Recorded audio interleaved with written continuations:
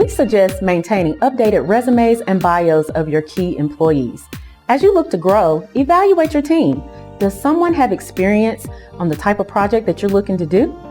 Another suggestion is creating detailed summaries of your past projects. Think about how your organization has been able to perform on past jobs. Were they completed? Were they timely? And how can you showcase that information? Are you able to provide an organizational chart to help your bonding company understand your company structure and the flow of responsibilities? Lastly, start building a relationship and being open to scheduling time to do introductions of key staff and the team.